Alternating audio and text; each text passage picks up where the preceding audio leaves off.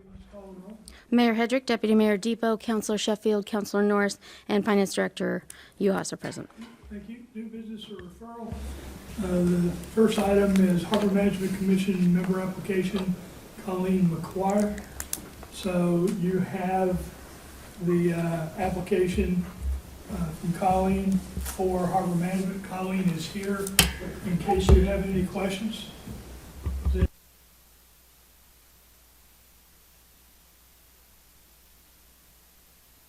You, and then we'll turn on the microphone.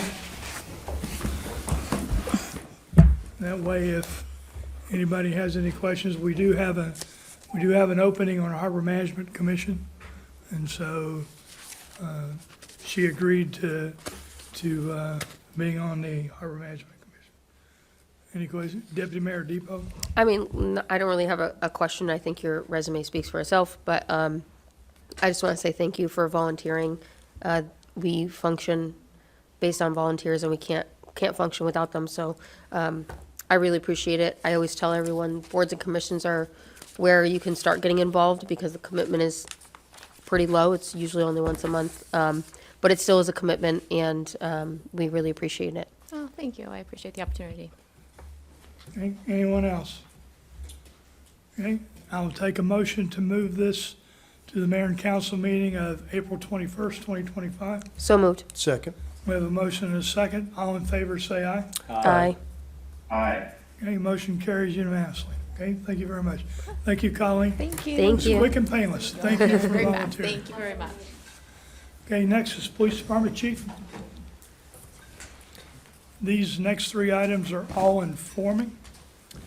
And before we get into this, I want to let everybody know that this is Telecommunicators, National Telecommunicators Week. So it's to honor our dispatchers and the work that they do.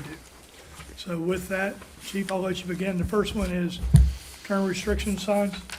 Thank you, Mayor.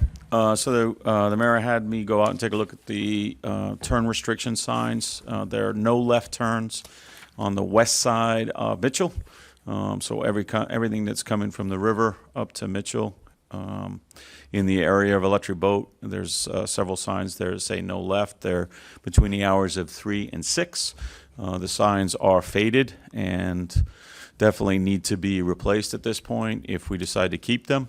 And then starting to look at the history of why they were there, they were actually, from what I'm told, put up to be utilized in combination with the traffic light restrictions that we used to have, because there used to be lane light, not traffic lights, but lane lights, to restrict or open up Mitchell incoming in the morning, which was a busier shift for Electric Boat.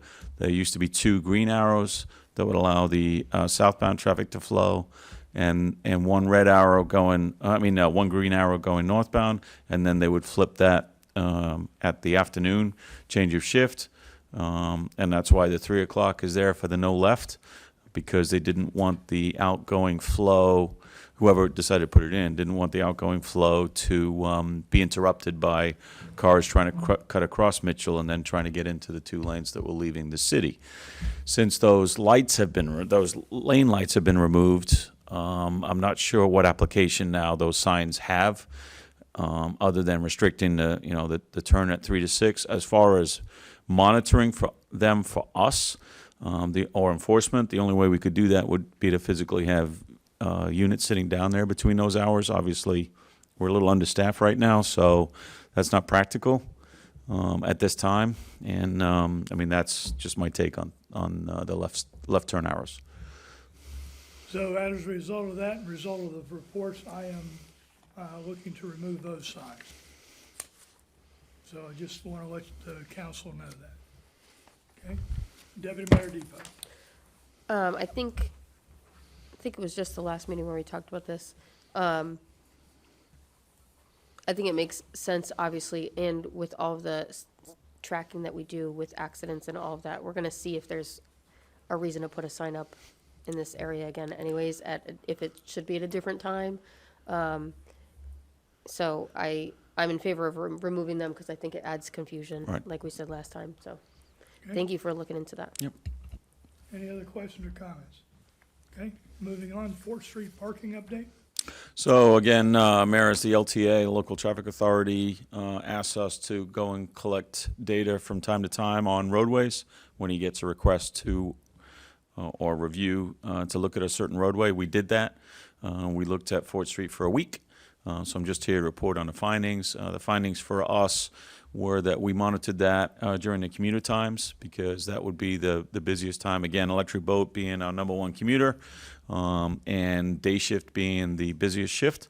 So we waited until 8 o'clock when the shift had already started just to go out and look at the amount of vehicles that were parked, and every single time that we checked, and we were out there somewhere between 8:10 and 8:30 every day. The mayor has a report on that. But the maximum number of cars that we found during the commuter time were 4. So 4 cars, which did not present an issue for us as far as any kind of congestion. And some of those cars appear to be as a result of the, It was the same 4 cars every single day. One of them, actually, I saw the resident coming out and getting into it, so it's definitely a resident car that's at the bottom of the street on the south side. On the north side of the street, there were 3 other vehicles. Again, the same vehicles every day. They belong to one of the apartment buildings that's there. so as a result of that, I do not intend to add 4th Street to the list of resident-only parking streets. Deputy Mayor Depot. I just want to say / point out, I guess, if residents have concerns, we do look into them. We will follow up. It is helpful for them to let us know if they think there's an issue on their street, because we will take the time to look into it. And I hope people can see that, that we've done that here, because we did have a complaint, and we are, actively looking at anything that residents ask us to look into. But they need to come ask, and then we'll do the research and get the data. Correct. So again, we collect the numbers or the statistics, whether that is traffic count or speeding or signage, stop signs, yield signs, et cetera, that's needed. And I pass that along to the LTA, being the mayor, and then it's mayor and council that makes that decision. So. Do you want to talk about the Friday traffic, Friday afternoon? So there is one time frame in there that is a problem for the roadway, or maybe a problem for the roadway, which is after 1 o'clock.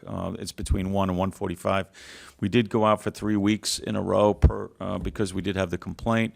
We took care of the parking that was, or we issued tickets for the parking that was in the yellow zones, which is at the top of 4th Street, and the rest of it was the 2 weeks it was a little busy there. The next 2 weeks after that, it was related to the mosque, and the mosque had gained permission to park in the funeral home parking lot. So the next 2 weeks that we saw, we didn't have an issue. And then on top of that, I did meet with the imam just to see if he could talk to his worshipers, so that he could mention the fact that we were looking at the traffic congestion for that specific time. Gathering ordinance discussion. So, as you are aware, and it's been in the media recently, that there may be a work action on the part of one of the unions at Electric Boat. Worst case scenario for us, that would involve some 2,500 people. I have met with some of the representatives from that union.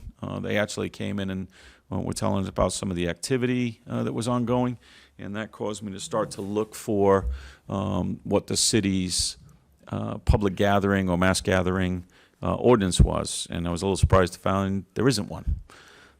So, mass gatherings allow the chief of police or the fire chief to put in place public safety controls, whether and it's usually dependent upon the number of people. So that could be an occupancy level, that could be public safety for the number of attendees, that could be monitoring of alcohol stations if it was going to be a private event, and we're talking about private events, not public, that would have, distributing alcohol to the public or to members.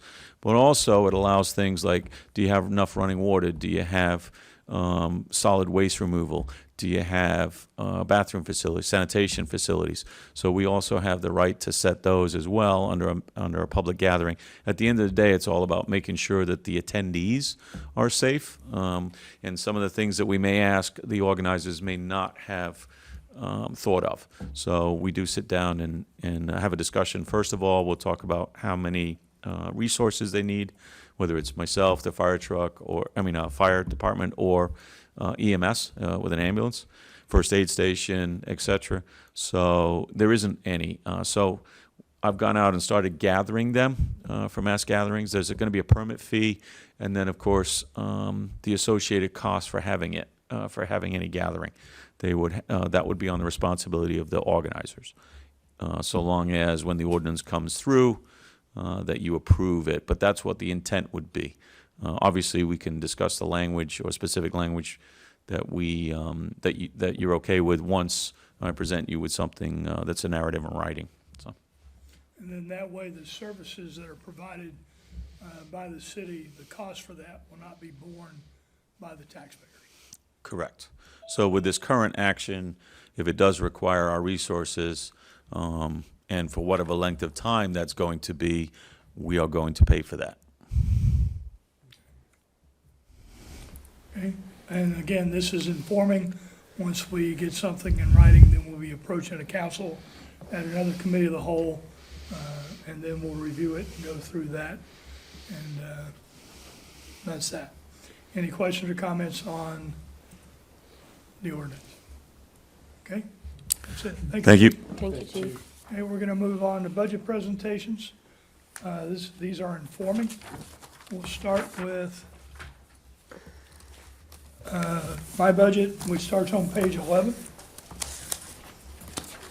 So for 26, we're not proposing for, under legislative policy, it's $1,000. We're not proposing any changes to that. This line item is used for training for the city council. So the next one is boards and commissions. If you go to page 16, you'll see that our office supplies went down, and everything else is the same, and this is primarily for actuary plus legal expenses for, this is for boards and commissions. The next one, citizens' participation. We'll go to page 18. There's an increase there. If you look at, actually, we go to page 19, that breaks down the expenses. So the increase is due to City Day this year. This is the 40th anniversary of City Day. And so we're going to be spending a little more money on City Day. And there's also candy for the 4th of July. We're decorating for the holiday in December.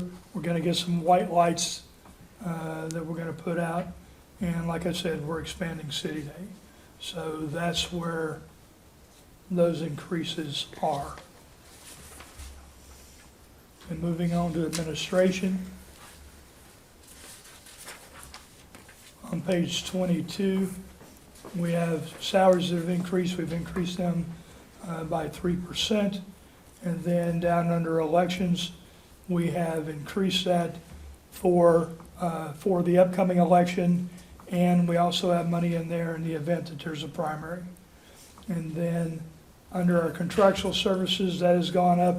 We are having a lot of Freedom of Information Act requests for various and assorted reasons, but our legal and FOIA expenses and our legal expenses are going up this year alone. We went to the FOIA commission, I think, 4 or 5 times, and you got to have an attorney go with you every time for that. We've also had legal opinions associated with different things and with Freedom of Information Act requests. So that is the mayor's budget, an overall review of the mayor's budget. So I'll open the floor for discussion. Deputy Mayor Depot.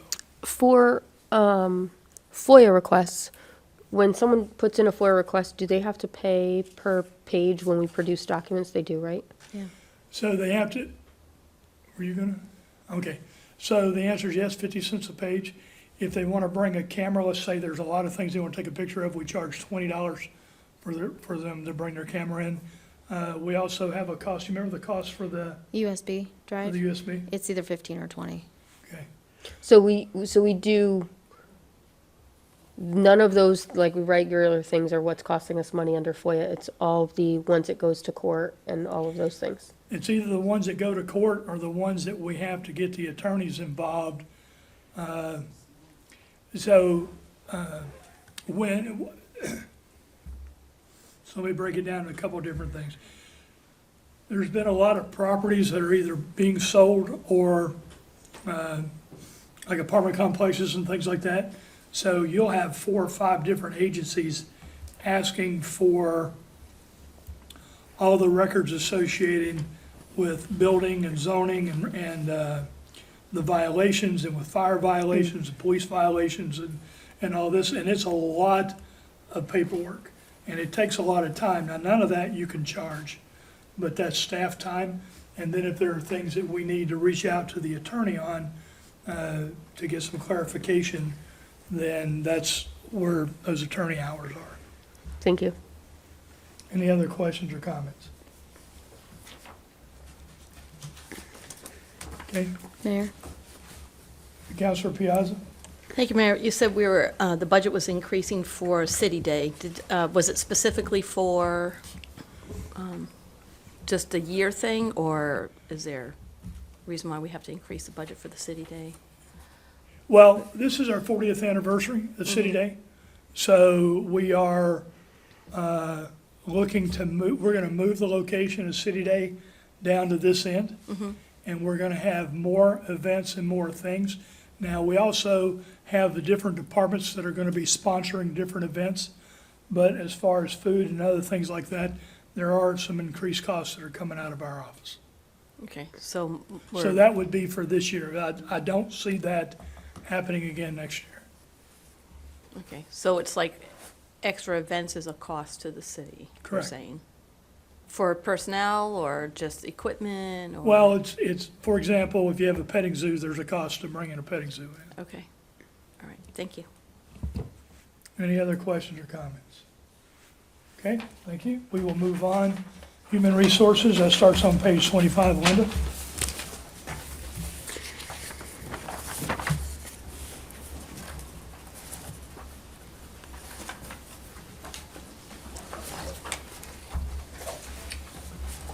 Evening, everyone. This should be your favorite budget because it's so short. Excuse me, Linda, can you turn on your microphone, please? Okay, actually, overall, we've increased the budget by only 1.71%, even though we've added things. As you know, our staffing's a little on the light side right now. We are hiring an HR generalist to replace Sue, and that's, we'll see where that salary falls in line, but I think we're in good shape. Let's see. Office expenses have gone up $2,700, and that's because we are looking for either Surface Pros or tablets to do our interviewing for us, because right now it takes approximately an hour and a half to get ready for interviews because they put all the paperwork together. So it's their resumes, their scoring sheet, and then the questions so you can write in your answers. So we felt that if we had the Surface Pros or the tablets, we would be able to do everything online. And then we also have to go back and take the scores off and put them on a spreadsheet so we can see, obviously, who has the best scores, and that can be done automatically as we score the questions. So we'll see what happens with that, whether that will pass or not. Professional development has gone up about $1,900. This is for training. We need to gear up for doing more management leadership training. There definitely are issues, and they need to learn how to do a better job with performance reviews and even just not coaching and discipline. So we will bring someone in to do that. We also added Skill Path again this year. We buy a membership so that Jahani can run the trainings for anybody. She'll just go in, put them up on the board, and we can do the trainings that way. We've used it a few times, and it's pretty well received. Employee engagement, we do, I think you know this from last year, we do events to try to get everybody to come together and talk to each other. We don't see the ops people very often, but this year when we did the summer barbecue, many of them came. It was really great. It was a really good gathering this year. And we do other smaller things. The Super Bowl, Pie Bake Off, Halloween has different contests, that kind of thing. So we put in $2,500 for that, and the NGU puts another $2,500. Let's see. Contracted services, Solutions EAP. We have the same folks that we've had since I've been here, so over 7 years. And they do leadership training, employee assistance, employee coaching, also training in subjects such as sexual harassment. All new hires and renewals have to go through sexual harassment. They also have to do it every season for the seasonal staff. And then they will do things like a reasonable suspicion for management as far as being able to tell whether somebody is intoxicated, high, whatever, so that we can take care of those issues. And that is covered by HR. We don't farm out any of that cost to any of the departments. We pay for that ourselves. Printer annual maintenance, $400. Incentive Solutions, that's the program that we have for awards for safety and for length of service milestones, as well as when our folks have often found problems in the road, our usually the linemen or the water, and they've saved, I'm sure they've saved a life here and there, accidents, they've helped cars get off the road. So they do certain things like that, and when they do, they get a special safety award, or points. It's points that they get, not the awards. And then we've got the attorney fees for things like oversight of legal issues, compliance issues, employee investigations, and they will do our handbook review when it's completed. Employee posters, by law, we have to post those, so we have a service that sends us the posters, and whenever there's an update, they automatically send that, and we have them now sitting in our office to put them out. That's $600. I'm still looking for an HRIS system. I think we're the only company in the world that doesn't have one, kidding. But that's something that we've been wanting for a long time, and it would be very helpful if we would be able to get that in. It would be extremely helpful. And then this year, we're going to be instituting DMV checks for our employees, because many of them do use our cars, and those that don't could. So we want to make sure that there's not anybody out there that should not be driving our vehicles.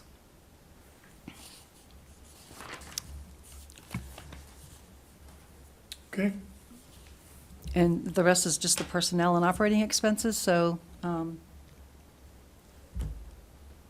questions? hey, Deputy Mayor Depot. Under personnel, you've got overtime. Last year's, or this current year's budget is 1,500, and on the proposed budget it says 15,000. Yes, and what happened this year, and again, we're going to be we're not going to be fully staffed for a while and trained. So this past year, because we were down one person since July, we brought in someone who already works seasonally here, and she worked for us. And without her, I don't know how we would have survived. She did an incredible job and has taken the seasonal staffing mostly upon herself. It's been a wonderful help. So the overtime really is, there is some overtime because the two generalists are hourly. It's not a lot, but we did put in the extra this year because I think we spent, I think, close to 10,000 for having Dawn help us out this year. And again, if we had an HRIS system, there would be a lot of the tasks that would be automatically done that we wouldn't have to do ourselves. So if we get the HRIS system, I would think that the 15,000 or some of it can go away. Deputy Mayor Depot? So that extra employee were they billed to full-time employees under the current year's budget? Or overtime? Because it sounds like you're saying overtime, but the overtime line on here only says $1,500. I believe that the part-time person did get put into the full-time line, and then that 15,000 should be budgeted for the part-time position.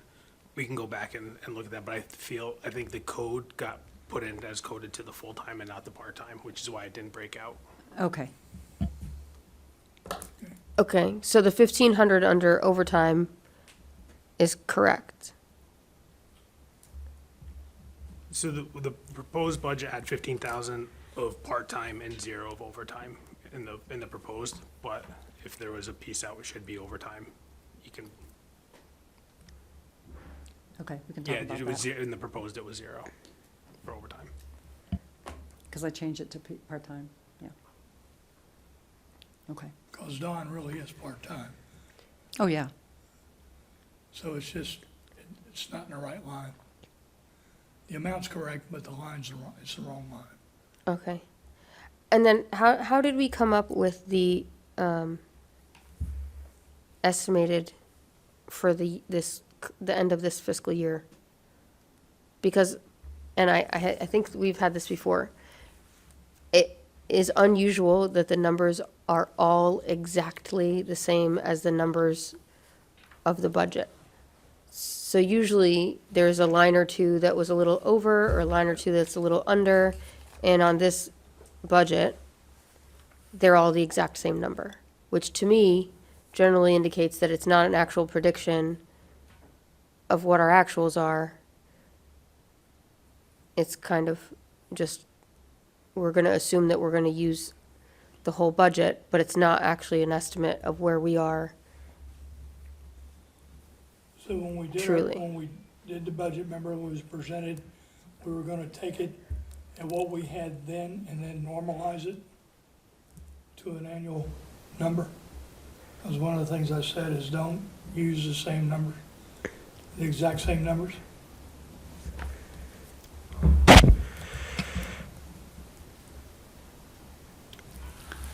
I don't have an answer for that.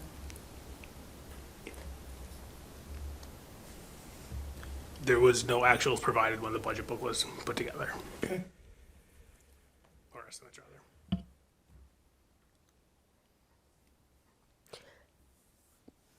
Can I, now, I'm not trying to beat a dead horse, but, so for the proposed budget for personnel, we're thinking that the full-time employees' salaries are going down, but we're gonna be spending 15 grand in overtime. Perhaps, that's just in there as a, in the event that we do need it. Yes, but I guess I'm confused because over this last year, we only spent 1,500 in overtime. Okay, so the reason I put in the 15,000 was, the 1,500 was there, but we never anticipated using that for an extra person. So the hourly folks do get overtime, and I did up it because of this extra person that we used this year. And so I just wanted to make sure that we had it in the budget for next year if we need it. But from a finance perspective, shouldn't, if we're going to pay a person, is that person actually getting overtime, or they're just getting paid out of the salary budget? Would it not be more appropriate to have that amount of money under the part-time? It should be moved up to the part-time, correct. You are correct with that. Okay, so They- we're they're- not they're planning on paying- $15,000 of overtime? No, it's for a part-time. is what was That's the like I budget. said, the number's right, the location of it is wrong, it should be in the part-time. Because you're using Dawn, right? Correct. Okay. Dawn is a part-time person, so that's a mistake in the, on this part. Okay, that makes sense. And I just want to say that I think for your tablets for interviewing, how it aggregates the information, that will save everyone a lot of time. That makes sense to do something like that. My only thing is that for everyone that's on the hiring committee, or you just need one for the HR department, or? It'll be for, we're hoping to get 4 for the panel, Okay. so one for each person. The people on hiring committees, though, do many of them not have their own tablets already? But, or They- no? No, well, they wouldn't have what we're going to use for it in their tablets.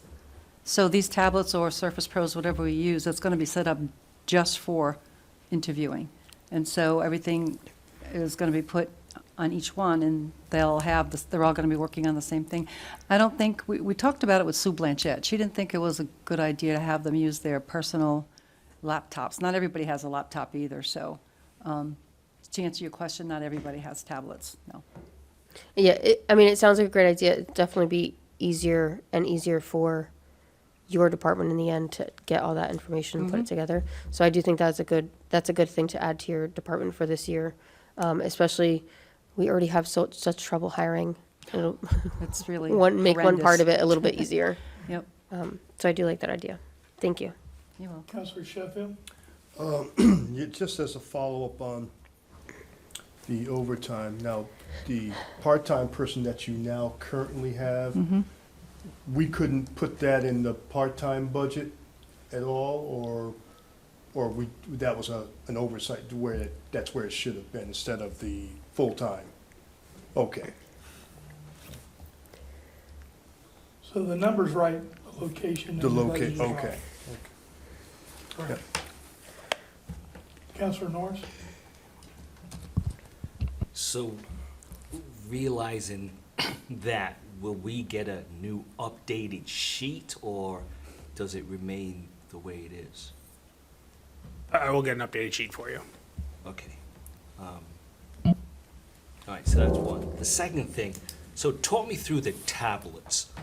So, does everyone that's on the interview panel, do they have to stay in the room and enter all their notes and score before they leave, or do they get to take a tablet home? How No, does- they should be able to do everything before they go. Okay, got it. So then, the other thing is, you added training money. Thank you very much. But I do need to ask, you said for training for performance reviews? Yes. So my question would be, who gets performance reviews? Who Yeah. receives the performance reviews? Yeah, because do union folks get Yes. performance Oh, reviews? yes. Okay, so Yep. of all the categories, administrative, union in the city, who gets annual performance reviews? Well, we track very closely the folks in the unions to make sure that they have them on time, because otherwise they fall through the cracks. But they even have most of the unions have the forms in their contract. So pretty much they get a review every year. And as far as staff here, not everybody gets them, but most people get them, Okay, last question. So the training, yes. is that for the folks that conduct the performance reviews or someone in HR? No, it's for the people who actually conduct the performance reviews. Because the thing is that they come back and they're check-offs, and it asks you in the back, what they need to focus on and, the goals, that kind of thing. And those are not really taken very seriously. There are some managers, some new ones now that we have that have done really great jobs on their performance reviews. And I'd like everybody to be able to do that with their staff because the staff deserves it. I absolutely 100% agree with you. I'm just giving you a weird look, meaning is 1,900 enough for the number of supervisors and department heads you have to go through the training?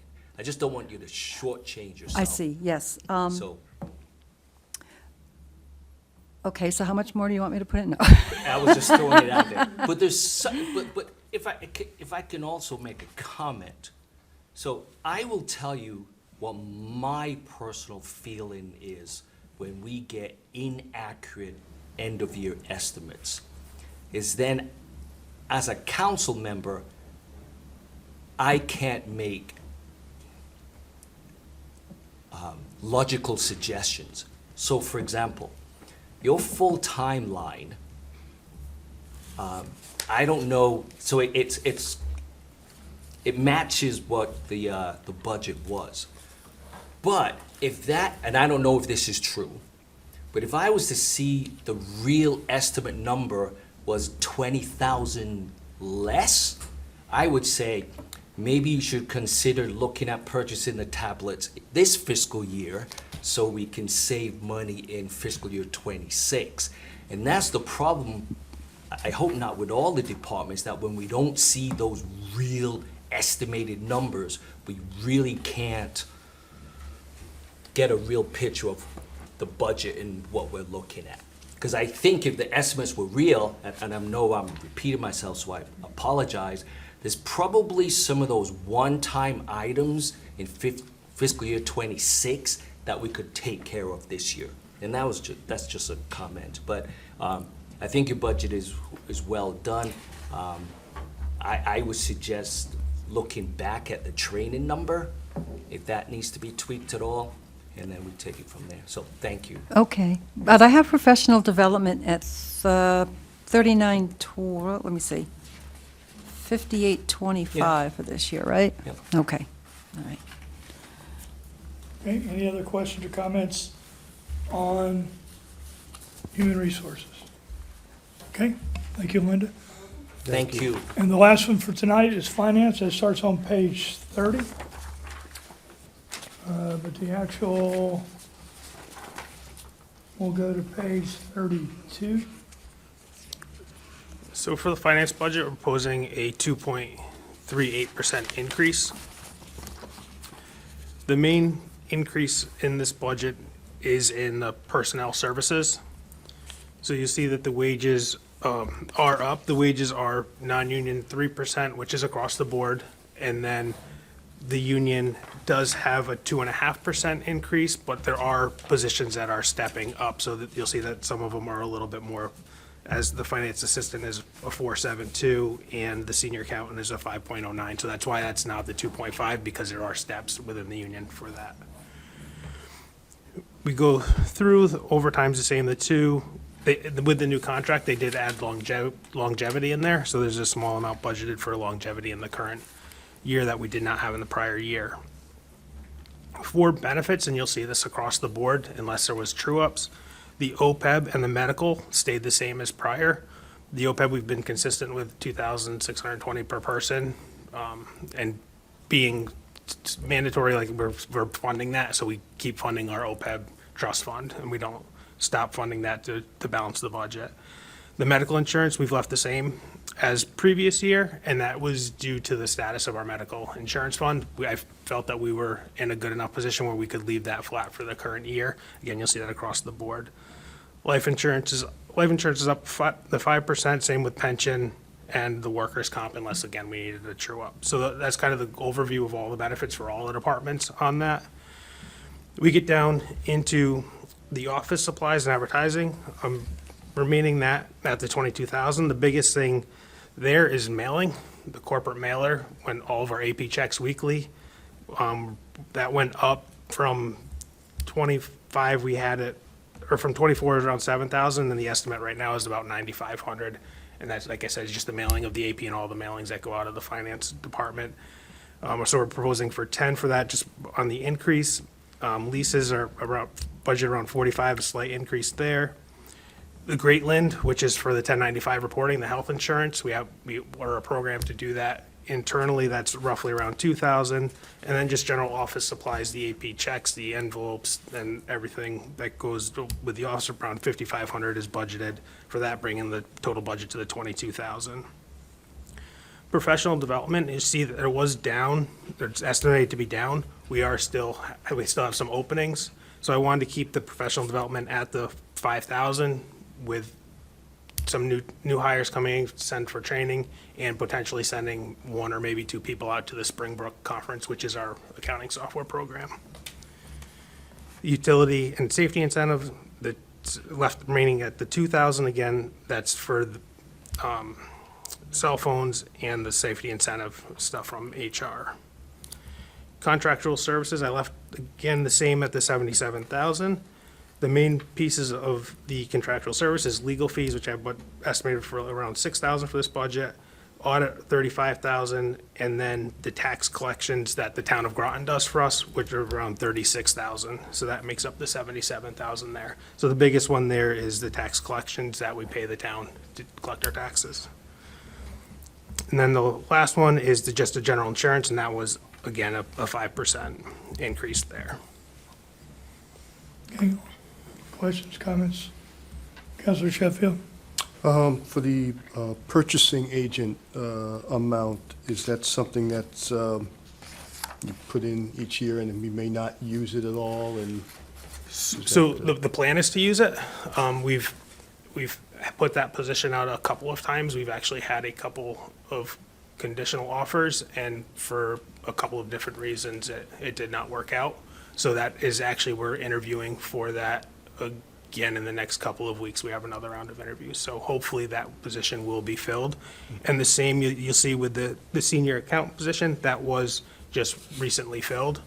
And then, which left a gap in another position, which was backfilled, which then left a gap in another position. So we're filling some of the positions, but it's creating some gaps. So that's why you see some of those estimates are on the lower side, not with budget.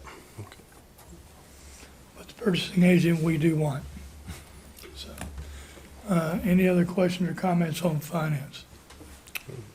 Counselor Norris? Thank you. Software-wise, can you talk me through, do you have shared software with HR? So part of Springbrook has an HR component to it. So that is through there. All of Springbrook is funded through the utilities. So that's why you don't see a big software cost here. The only real software that we have directly is that Greatland, which is for the 1095 reporting. Okay. But there is a component in Springbrook for HR. Got it. I have to apologize because I guess the question really should have been for HR, is that the current software that finance is using is different than what HR is using? Or are they, for example, personnel management, health insurance, payroll, are they one? Yes, for the most part. Like payroll's all through there. So HR does have to enter all the employee information in there. Yep. It's not utilized to its fullest. Okay. And there's been some, and I don't know the HR side of that system, Yep. but there's been that it doesn't do everything that they're looking for, like with an HRIS system. Got it. It's just never been utilized as an HRIS system to its fullest, and I don't know the reasons for that. Sure. Okay. All right. So then, you've been a person or 2 full-time people down this fiscal year. What has the impact been? Well, besides you working more hours. So actually, what we did a couple of years back, it was actually during the last negotiations with the discussion with the utilities, there was a need for purchasing on that side as well, because originally that senior accountant purchasing position was just one position. Yeah. And that position actually has been vacant before 2020. So that position, so that one out of two really has been open for that period of time. So it has put some strains on the department, and it's put things that haven't gotten done that really need to get done. Sure. And that we get to hear about because But they're if not we, done. has anything fallen off the cliff, so to speak, that now we're in a bind that we need to hurry and get done before the end of this fiscal year? I wouldn't say anything's fallen off the cliff. It's just made a lot of Sure. mad scrambles. Okay, all right. And then, so contract services in fiscal year '24, the actual, I believe, was like 113. Yep. Which was, so, and then we go back to 70. Yep. Do you have a vague idea what that Yep. $40,000 jump was? So what happened there was the town of Groton tax collection fees got doubled up in one fiscal year. Okay. So if you go back, and I believe in the 2023, it was actually low because the 23 ones got put into 24 because of the timing of that invoice. Got It was after the books were closed, and then the 24 one was in there, so it got doubled up in Got it. that fiscal year. All right. Do you want to spend some time on revenue? Or is that enough? Because I didn't see that on the schedule at all, to talk about revenues. Revenue for finance? Yeah, well, city as a whole. No, it's not on the, that'll be later, right? Historically, we've just kind of touched on it and never really gone through it, but we can add it to one of the future meetings if it's something that you want to go through the revenue. Do you want to go, do we want to go through it now, or were you able,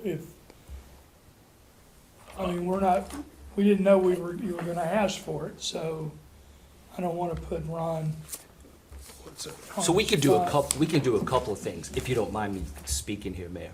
Is one, we could just put it on another night, so to speak. I mean, it's questions like, for example, I like to manage revenue more than expenses, to be honest with you. The expenses are the expenses. So, when we say that the police grant is going up, $200,000 for fiscal year '26, the question is like, from where? So it's just stuff like that. So we can do a couple things, either just add it to a night, or I can just list my questions and send them to. Yeah, if you want to do that. I mean, what I'll do, right, just so the council is aware from a mill rate or standpoint, or from an assessment standpoint. So we did get our the grand list before B of A's, so it's still a preliminary one. Yep. It did decrease in the current year by 0.6%. It went from 1,422,924,178 down to 1,414,428,190. So it was about an $8.5 million decrease in the grand list in the current year. So just kind of, that's just, Sure. and what that takes into account, and just because you'll see too, when you look at the revenue, there's gonna be a line that goes away for the property tax refund. They've addressed all of that in this adjusted Yeah. grand list now that they've given us with the new number, so we were able to remove that out because we were double counting it if we just used this grand list. Right. Yeah, I'll just put my questions, because even one of them, thinking on top of my head, is that the revenue, and some of it are fill-in numbers to make the balanced budget, so the budget balance, so I get it. But it's just things like return on investments. We have like solid 25,000 every year, I believe it is, if memory serves me correct. And it's just like, okay, what is that? Where does it come from? Is it really more than 25, but we only use 25 to balance the budget? So those are some of the questions, because then it leads to using a fund balance and how much of that fund balance is coming from different areas. So, but I can put my questions together, Okay. so I'm not wasting So people's if you time. send the questions to Yeah. my office, Yeah. I'll get them to Ron, and then we'll be prepared, we'll discuss it at a Yeah, future meeting. yeah, that's fine. And if all the counselors can do that, if you have Yes. questions Oh, on the yeah, revenue absolutely. side. Thank you, Mayor. Any other questions or comments on finance? Okay, all right, that's it. So those are budget presentations for the night. We will be continuing this throughout the month.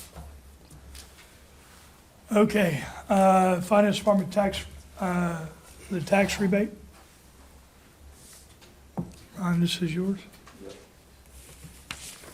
So you'll see in your packet, there is a tax refund for $603.31 to South Equities LLC. This, again, based on the 1992 resolution that allowed the finance director to approve anything up to 500, all other tax refunds coming to council for approval. So first, we'll focus on the refund here. So this is, as you can see on the top of it kind of has different reasons why the refund is issued. When these come through, we have no choice but to refund them because it's coming from the town. So like this one was a court stipulation that they adjusted the value of the property. So that's all that this one is. It's a court stipulated refund. It's coming to you because it's over the 500 for approval. So that's the first part of the conversation here.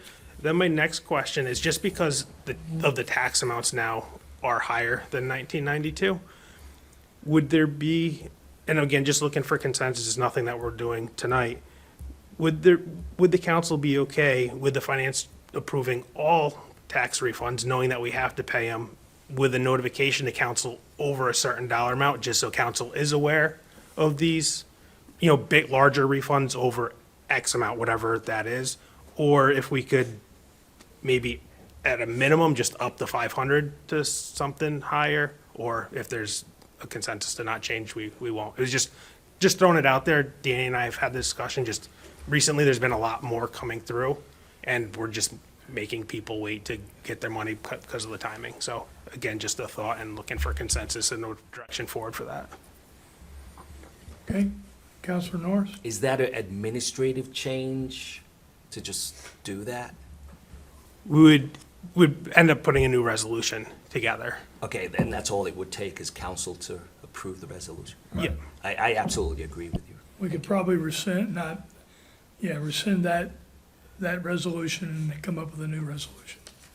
Correct, based on what the feedback is, if it's approve all with, bringing it for informational purpose over a certain amount, whether it's just a new amount or. Okay. Counselor Sheffield? Would, I guess, 1,000 be sufficient, I guess? Is that something that would be or are you looking something higher than? I was just looking for something higher, just to, that way it just eliminates it coming to council. But then for approval purposes, if we could have it where there was no minimum, that I could just approve them all, but then have a stipulation where I would bring anyone over X to council as informational, so it just wouldn't delay it 2 weeks to get paid. Oh, I'm good. Okay. Deputy Mayor Depot? Is there any situation that we've gotten a refund request that isn't a requirement to pay back? Not that I'm aware of. So we're voting essentially on something that we don't have a choice on, which I know has come up in unrelated topics, which would seem to be a waste of everyone's time.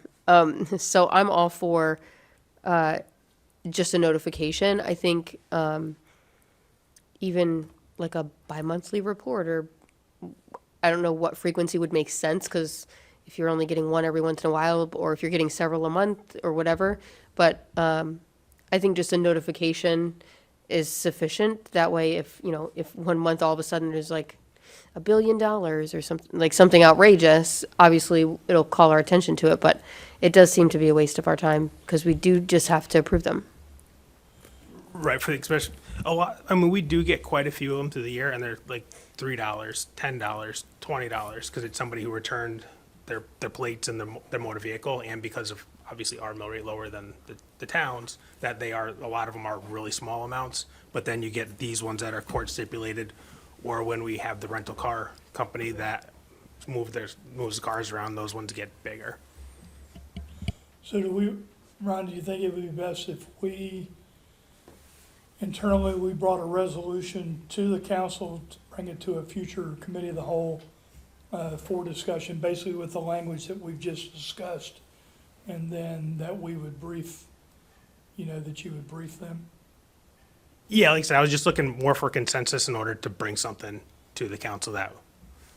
Okay, so the council's okay, because we've got to pay these. Yep. So the council's okay with just paying them, Bud, getting a periodic report from the finance director? Yes. Okay, then we will codify this and bring it to the council at a future committee of the whole. Thank you. Okay, thank you. All right, the next one is Shore Avenue Seawall. Heidi?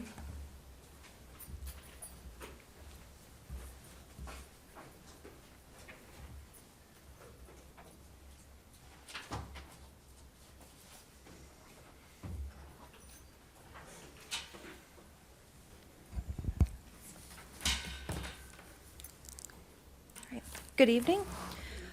So I'm here tonight to present to you what we believe is our initial path forward and requesting an authorization to issue a change order to Arborio Corporation.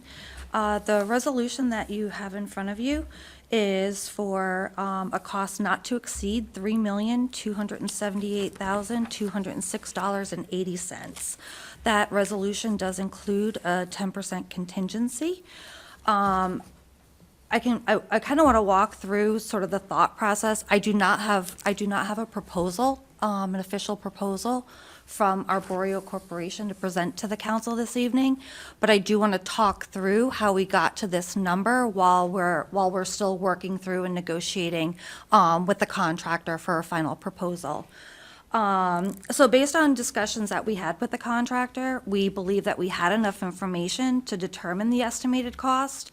And we provided it was a spreadsheet that we sort of condensed into pertinent information for this purpose. So we did come up with an estimated cost for completion of the sections that we believe are not currently affected by utility conflicts. I do think that we've talked before that there is anticipated gravity sewer and possibly water main. So we do have GZA's civil unit. They're currently working on a design, full construction package for us, identifying any of those utility conflicts and then where we would anticipate restoring all those utilities once this project is done. So what we've provided is an option, and you'll see it is, what we're looking at is scenario 3 on that worksheet that was in your package. What that does is it allows us to relocate the Portadam system. That was a cost, that is a set cost of $242,000. What that will do is that will actually shorten up the Portadam. We're looking at moving that all the way from section 12, which is the far north end of the project, and that will connect back into the wall somewhere in the section 7 area. What that will also do is we'll be sort of pushing that Portadam system a little bit more waterward, which will allow us to not need a supportive excavation system on the water side of this project. What we are anticipating by relocating the Portadam system is that it will reduce the overall cost because the supportive excavation would require installation of piles. So it would reduce the cost. And we're also anticipating that it will reduce the time to completion. So the scenario 3 that we built that resolution from, it is, again, it will relocate the Portadam system. We're anticipating that it will be able to do half of section 6. We did find bedrock in a portion of section 6, so we are able to build the wall based on the original design for that half, or that portion of the wall. There are no utility conflicts there. And then we would jump back to section 1 and sort of go as far as we can there until we find a utility conflict. Again, we're working with GZA's civil unit right now to try to get a full plan, and they are working on that. So again, I don't have a full proposal from Arborio for you this evening for the remainder of the project, but based on information that we've worked through with them, we believe that the $3+ million will be enough to continue to move this project forward. Okay, Councilor Sheffield? Has all the bedrock now has been assessed for the entire site? Has that all been assessed prior to, like I said, completion, that we don't have any more? So right now, we've only been able to fully assess Section 6 because that is where we ended the supportive excavation. So the contractor safely cannot continue to excavate beyond that section. But based on the probes that got us to this point of understanding that there is a lack of bedrock in that southern section, we do believe that bedrock does not exist beyond this smaller portion Okay, of so- Section 6. So, yeah, so going back to that question, have we made sure we assess that prior to moving over to that before we Yep. start again? That's why I want to make sure, so we don't Yep. come up with another surprise. Yep, so yeah. bedrock in about 17 feet of Section 6 has been uncovered. Okay, excellent.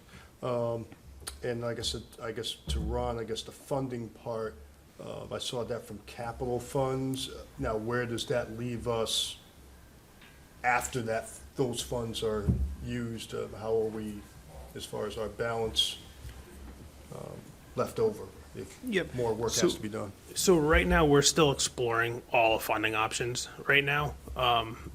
So the way, what we're proposing is to use capital funds until we finalize all of that funding, whatever that is. We have some legislation in, we're working with the town.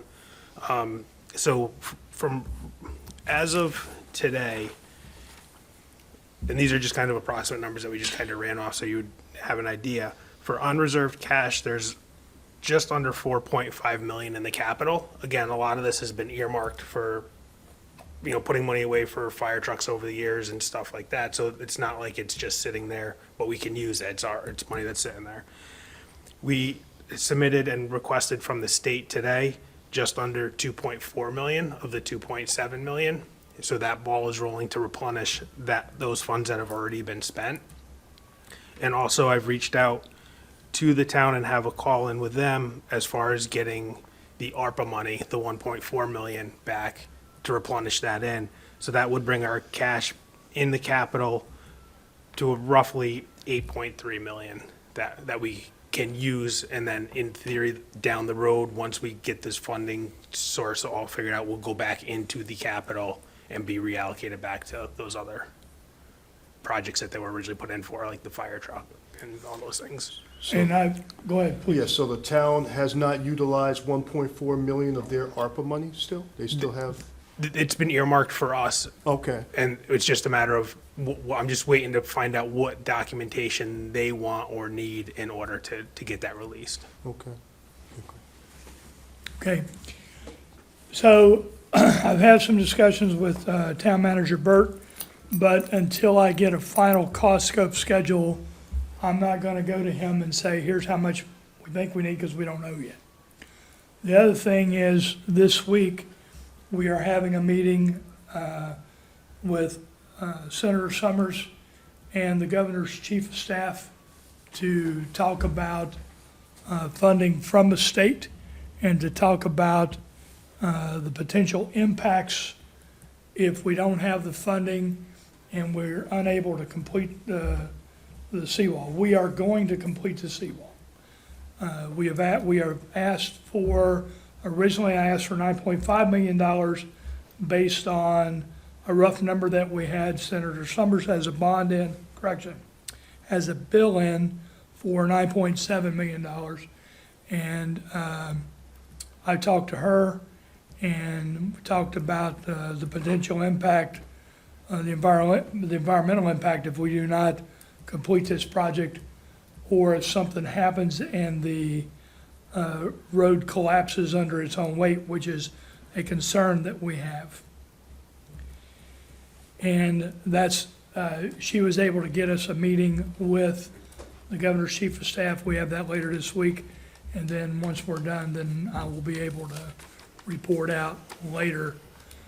Now, all we'll probably be able to do is, was it favorable, was it unfavorable? I don't know that it's going, that on that day of that discussion, somebody's gonna say, okay, fine, write you a check for this much. But we are going to continue to move this forward, and we are having, so the fact that we're having this discussion is big.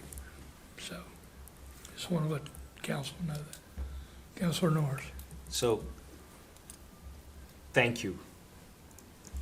The original cost or cost estimate for this project is, or was how much? The original opinion of probable cost when the construction docs were created back in 2019 was approximately 2.7 million. Okay, In the very beginning. all right. Yep, So- that's when the construction documents were created. Got So it. the engineer provided their opinion of probable cost. So minus this 3 million, what was the new number? So, can I take a step? Please? So the original opinion of probable cost from the engineer that designed the project was 2.7 million. The bid from Arborio was, I believe, 3.5 million. I don't have the exact number, my apologies. But the council authorized 4.1 million for the project. Got it. And you've got to help me with this one if you don't mind. Yeah. So how were we projecting to pay for that 4.1 million estimate? So the 4.1 million, that was authorized for Arborio, for the construction. 2.7 million was going to be paid with the state of Connecticut. It was a grant from the state. And then an additional 1.4 million was to be paid from town ARPA funds. So now add in this 3 million, we're looking at an additional funding of 2.5 from the state? Is that what I heard? Oh, Okay, so how are we saying we're gonna pay for this additional $3 million?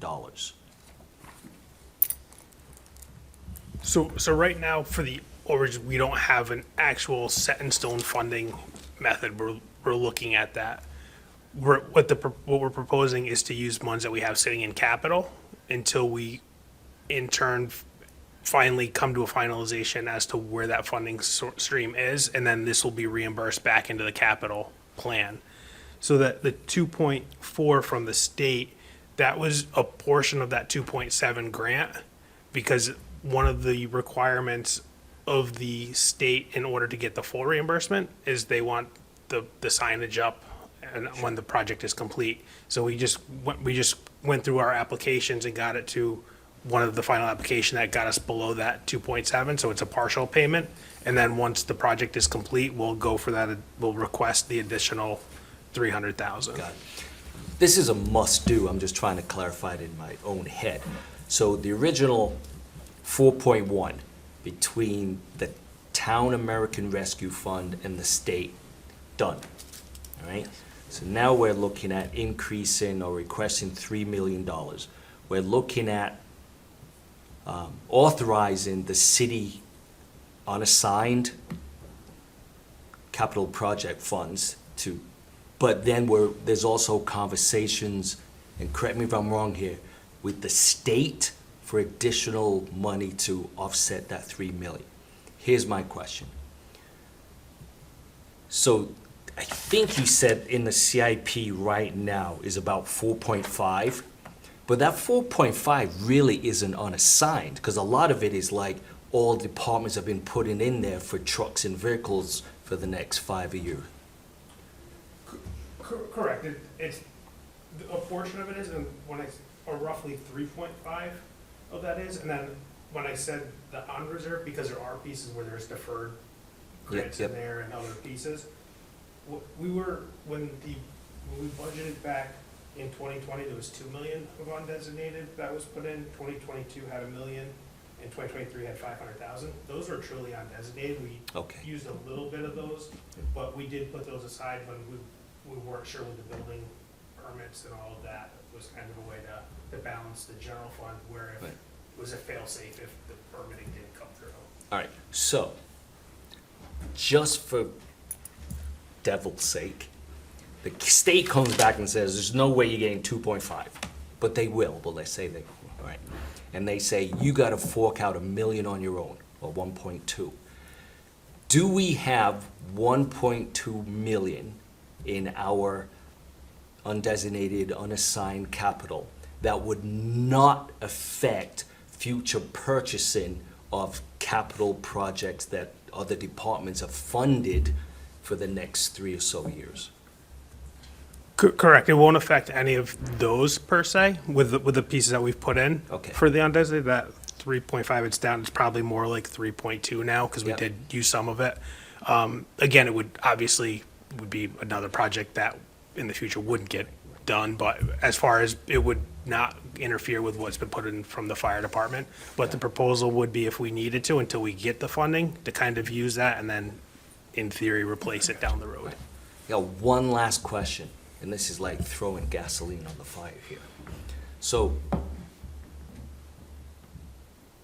has bonding been taken off the table? So just remember, the funding for the highway department is from the town, so that's one of the things that we have to work with through the town. So it's kind of, that's why there's a lot of moving pieces with the funding right now. We can't just put our thumb on it and say, here's how we're gonna do it because we're gonna move forward. So this is just our effort to kind of use money in this fund that we can use to pay it, know that once we figure out the funding, it can go back into this fund, but it doesn't stall the project and it keeps the project moving, so to try to help with the cost of demobilization, mobilization, and keep the work going on the project. Well said, thank you. And so I've already talked to Town Manager Burt about this, and right now, where we are, should the state decide that they're not gonna fund this, we're looking to split the cost between the city and the town. Thank you. This is really good planning. I appreciate it and being foresighted. Is that a word, foresighted? But yeah, okay. Okay, Deputy Mayor Depot. So, along the same vein, if we don't get additional funding, isn't it 100% the town's responsibility to pay for the repairs, according to the special act? We think so. So my question is, why would we be paying half of it if the town's responsible to pay it? Well,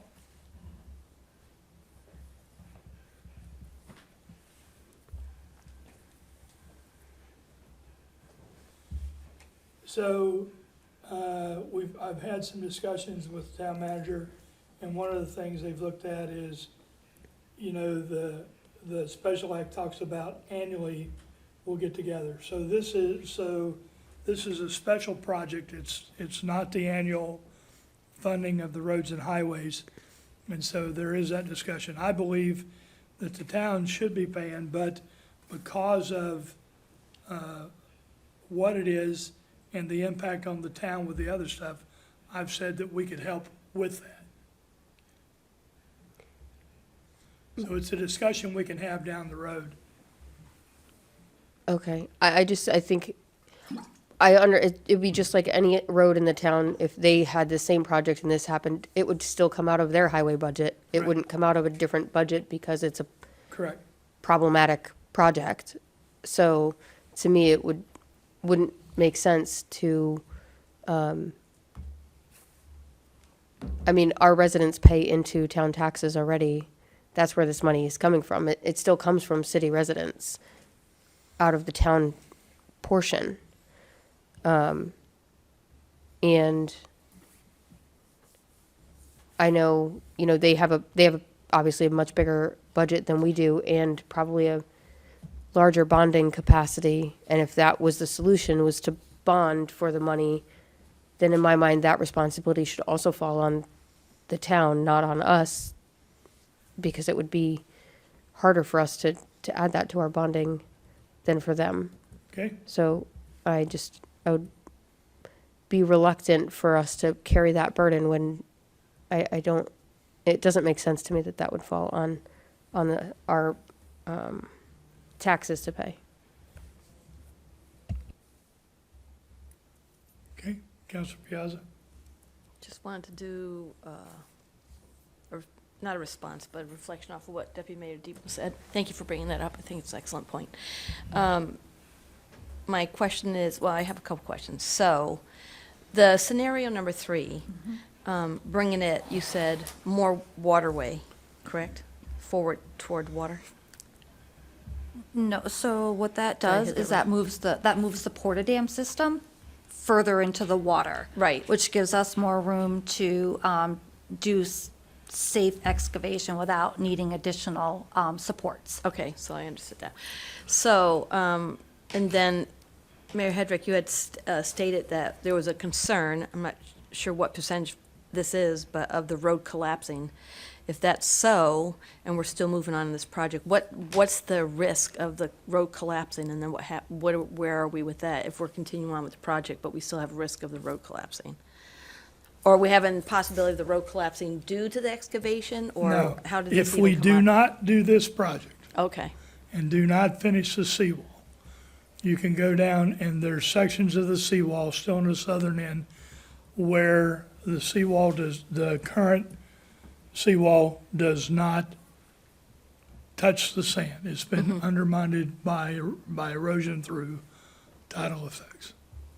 So was what I was referring to. okay, that makes sense, okay. I do not mean to imply that because of construction that there's any risk to the roadway or to the sewer systems.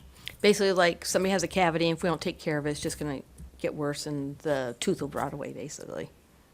That's what, if we don't, Well- if we are not to fill your tooth, take care of the tooth, blah, blah, blah, blah, blah, we have a risk of the tooth being, like, it's gonna go. So so as this gets undermined, eventually, there won't be anything to support the current seawall, and the roadway could collapse under its own weight. Right, right.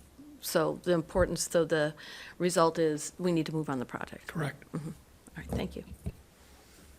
Okay, Counselor Sheffield. Now, what phase are we at here, Hyde? Is this the phase 2 or 3 of this project? So My recollection. I would probably refer to this as phase 3, to be quite honest with you. Okay. So phase 1 would have been sections 7 through 11. And then in section 12, which is the section closest to the pier, there was no bedrock found in that location. So we are actually building section 12 as a gravity wall, which is that larger structure, 13 feet wide. So I would refer to sections 7 through 11 as phase 1, section 12 is phase 2, and now we're working back to get sections 1 through 6 complete. So how many phases would be once this part of the construction is done, or would this be the completion, or do we need to go further? So I don't believe the money I'm asking for this evening will complete the wall. Okay. I do not have a full proposal yet from the contractor. We are negotiating that right now. So I am hoping to have that very, very soon. So what we're asking for this evening will, at a minimum, we know we will be able to relocate the porta-dam system. We'll be able to construct that half portion of section 6, where we know there's bedrock and no utility conflicts, and then we'll move back to section 1, and start at section 1, hopefully sections 1 and 2. And then 3, 4, and 5 will remain, but there are utility conflicts there, so we have to get the design to move the utilities out of the way. So how long would that take once we're done with this phase, as far as going to the next step? How long, what's our timetable So there are a lot of things sort of moving in parallel right now. So we are, in addition to looking at sort of how we can continue moving forward with getting these sections constructed, we are working with GZA's civil unit. So they are currently designing. They were out on Friday. They're looking to identify all of the utility locations, and then I'll call it available real estate underground for where those utilities will go back permanently. So they are working on that right now as we speak. So we're really hoping that, all of these things are going to start to come together. So by the time we're done constructing the portion with these funds, we'll be ready for the rest of that. But again, it all is dependent on funding. Yeah, that would be my concern, is the future part, once this is done. Where are we gonna get additional money when this has been exhausted?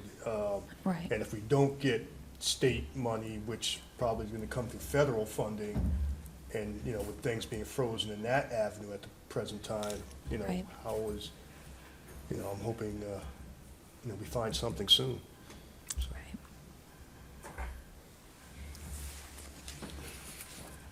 Okay, any other questions or comments? Okay, I'll take a motion to move this to the special mayor and council meeting of April 14th, 2025. So moved. Second. We have a motion and a second. All in favor, say aye. Aye. Councilor Patterson, how do you vote? He's muted, I believe. Councilor Patterson, you're muted. I don't think he's present. Hello, can you hear me? Yes. Hello? Yes. Do you? Aye. Aye. Okay, thanks. Passes unanimously. Okay, I'll take a motion to adjourn. Second. We have a motion and a second. All in favor, say aye. Aye. Aye. Okay, we are adjourned. Okay, we're going to move straight into, whoops.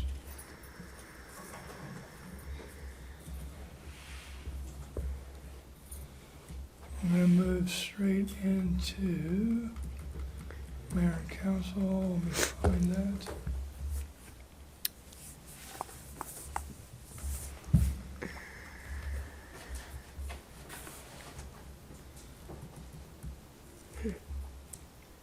Okay, welcome to the City of Groton Special Mayor and Council Meeting for Monday, April 14th, 2025. Clerk Bakura, please call the roll. Mayor Hedrick, Deputy Mayor Depot, Councilor Piazza, Councilor Sheffield, Councilor Norris, and Councilor Patterson are present. Okay, thank you. Councilor Piazza, if you could read the resolution. Thank you, Mayor. Resolution R-25-04-30. Therefore be it resolved that the mayor and council provisionally authorize and approve the city of Groton to issue a change order for the Shore Avenue Seawall Reconstruction Project contract to Arborio Corporation, 231 Shunpike Road, Cromwell, Connecticut, for a price not to exceed $3,278,206.80, inclusive of a 10% contingency to be paid with capital funds. I so move. Second. We have a motion and a second. We were just discussed this during the committee of the whole. Is there any additional discussion? Hearing none, all in favor say aye. Aye. Aye. Okay, it passes unanimously. I'll take a motion to adjourn. Make a motion to adjourn? Second. We have a motion and a second. All in favor say aye. Aye. Aye. Okay, it passes unanimously. We are adjourned. Thank you, council. Thanks, Ron. Thanks, Heidi. Thank you, everyone. That's good.